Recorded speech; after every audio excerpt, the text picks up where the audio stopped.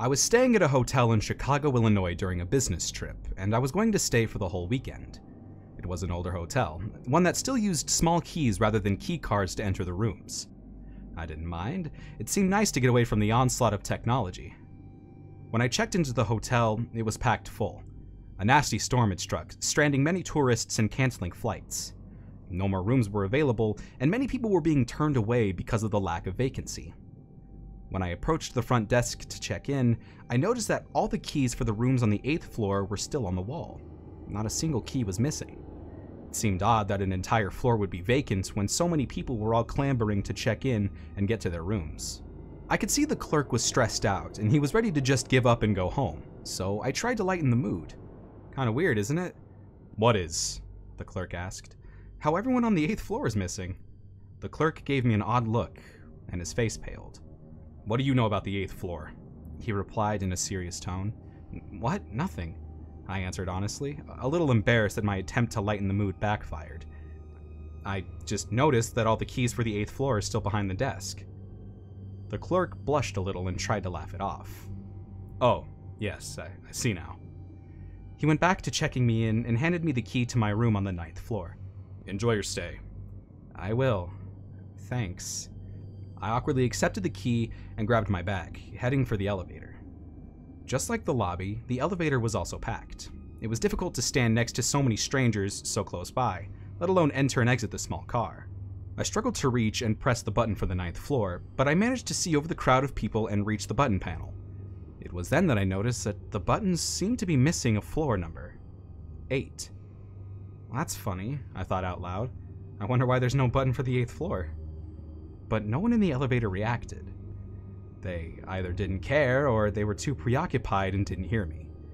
Once I finally got to my floor and checked into my room, I took a moment to relax and unwind on the bed. I had to give a presentation tomorrow, and I needed to be alert. I decided to go to bed early that night, and to practice my speech a few times to make sure I sounded confident. I took a shower, brushed my teeth, and stood in front of the bathroom mirror as I practiced my sales pitch a few times. A strange groaning sound from the room beneath me got my attention. It sounded like there was a man in pain or upset. I ignored it and continued to practice my speech. The groaning from the lower floor continued on, getting louder and louder by the minute. Angrily, I stomped on the floor as hard as I could and shouted out, "Hey buddy, are you okay?" There was no response. The groaning stopped. Satisfied that the man realized that he was making too much noise, I continued to practice my speech. Just as I finished the first half of my speech, the groaning began again. But this time, it was much louder and angry. If this was going to go on all night, there was no way I'd be prepared for my presentation tomorrow. I knocked on my neighbor's door and was greeted with a grumpy response from a young woman and her new husband. "Excuse me," I politely tried to engage in conversation. "Do you hear that noise in the room below us?" "No." The woman sounded more confused than grouchy now. "We haven't heard anything until you pounded on our door." "Oh, sorry." I apologized, once again feeling embarrassed. "Must be the pipes of something then." I tried to think of a possible alternate explanation so I didn't seem like I was a crazy person. "Well, I'll call management then. Good night." The couple shut the door and locked it. I returned to my room where the groaning noise continued. I picked up the phone on the small table next to the bed and called the front desk to complain about the noise. When I mentioned that it seemed to be coming from the room beneath me, a room on the 8th floor, the woman who answered the phone suddenly got quiet. "Sir, there is no one checked in that room. It must be someone on the 9th floor." "No." I tried to sound confident. "It's not coming from the walls, it's coming from the floor." "Well..." The woman sounded rattled, and I could sense that she was trying to think of an explanation just to get me to hang up. "I'll call in the maintenance crew. It's probably a leaky pipe or a problem with the heating ducts." "Yeah, thanks." I hung up the phone, not believing her for an instant.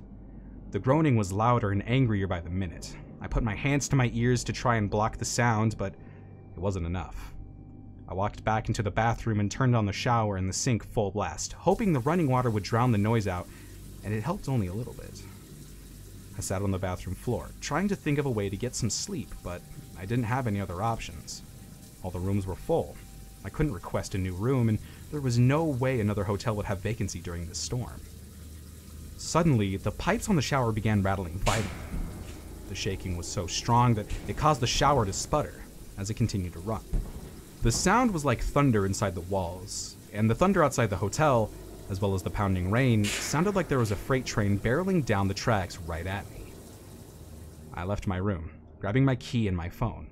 I made my way to the elevator so I could lodge a complaint in the lobby. As soon as I stepped inside the elevator, I remembered that the 8th floor couldn't be accessed. The number was not an option. And I remembered that all the keys for the 8th floor were still behind the desk at the lobby. How could anyone check into a room on the 8th floor? Curious, I exited the elevator and made my way for the stairs. I walked down the stairwell from the 9th floor and directly onto the 7th. That's impossible, I told myself. I walked back up to the stairs and double-checked the floor numbers. Sure enough, just like the elevator, there was no number 8. I walked up and down the staircase a few times, trying to figure out what was going on, when I noticed a small imperfection in the wall next to the doorway that led onto the 7th floor. I checked and realized that it was a gap. The gap between a hidden door and its doorframe. Using my fingertips, I pried the door open and found a small staircase leading back up one flight, up to the otherwise non-existent 8th floor. It was dark and dusty, like no one had used this passageway in years. I used the screen on my phone to light my way as I made way through up the secret stairs. There was another door at the top of the stairs. It wasn't sealed away or hidden, it was easily accessible. The door was numbered 8. Opening the door, I found myself on the 8th floor and alone. I could just feel it. There was no one else on the floor with me. It was dark in the long hallway, not even the exit signs were lit up. I continued to use my phone as I walked down the hallway, checking each door as I passed. They were all locked. That is, except for one door. The unlocked door was for the room directly beneath me. I knocked once just to make sure no one was secretly checked into the room, but no one replied. I opened the door, still trying to figure out why this door was unlocked, and found myself standing in a room that mirrored my own perfectly. The lights didn't work. I tried the switch a few times, but there was no power on this floor. Hello? I called out into the room. Is anyone here? Still no response. I went over to the phone and picked it up, but the line was dead. The amount of dust and cobwebs told me that no one was in this room, and no one had been for quite some time, but I still felt compelled to look around. I opened the door to the bathroom and was taken aback by what I saw in the room. There was a bathtub in the room, unlike mine which had a shower, and the tub was full of water. The water was at the top of the tub, threatening to spill over at any moment. I stepped closer, still using my phone to light my way, when I noticed a dark figure in the tub. It looked like a man. A dead man. Shining my phone over the tub, I stared down into the still water, as if in a trance, trying to look at the man's dead face. As my senses slowly came back to me, the man's eyes opened and he looked directly at me. I fell back on the floor, dropping my phone and losing my light. A splashing sound came from the tub and I could feel cold water spilling onto the floor, soaking into my clothes. The sound of a heavy, wet footstep exited the tub. The second footstep was all the motivation I needed to get up and run. I bolted from the room, not caring about my phone or who the man was, and ran down the hall back to the door from whence I entered. I ran down the stairs, all the way into the lobby, and didn't stop until I collided with the desk. Breathlessly, I tried to tell the clerk what I had seen and that we needed to call the police. The clerk, who looked scared, not so much because there was a dead body in the hotel, but more like he was afraid of getting fired, escorted me to the manager's office behind the desk. "Sir," the clerk tried to sound calm and reassuring. "What did you see exactly?" I told him what I had seen and what I had heard. I showed him the wet spots on my clothes where the tub's water splashed on me. I didn't care if I got arrested for trespassing or for causing a disturbance. I had to tell someone what happened. The clerk listened intently to my story, not blinking, not looking away. When I finished, he got up and walked over to a large file cabinet. He opened an unmarked drawer and began thumbing through an extensive collection of files. Pulling a file from the drawer, he opened it up and pulled out a very old newspaper article. "Is this the man you saw?" he asked as he handed me the article. I looked at the clipping and felt my stomach drop. It was him. That was the man. The clerk sat down across from me and smiled a little. You're not the first to see him. That was not the reaction I was expecting. Read the article. It should help clear things up. The article told the story of a man who had gone away on business and returned home to discover that his pregnant wife had been cheating on him and that the baby wasn't his. Heartbroken and betrayed, the man checked himself into the hotel and never left his room. He was heard crying and wailing in heartbreak for 3 days before he finally stopped. When the maid entered his room to clean, she found his body in the bathtub. He had taken his own life, drowning himself after ingesting many sleeping pills. Is this why you don't let anyone check in on the 8th floor? Because of him? I asked, feeling more at ease knowing that I wasn't crazy. No, the clerk admitted. He's only one of the reasons we don't let anyone check in on the 8th floor. What? What do you mean? The clerk just smiled again. You see that filing cabinet? Yeah. And that unmarked drawer on the bottom? Yeah.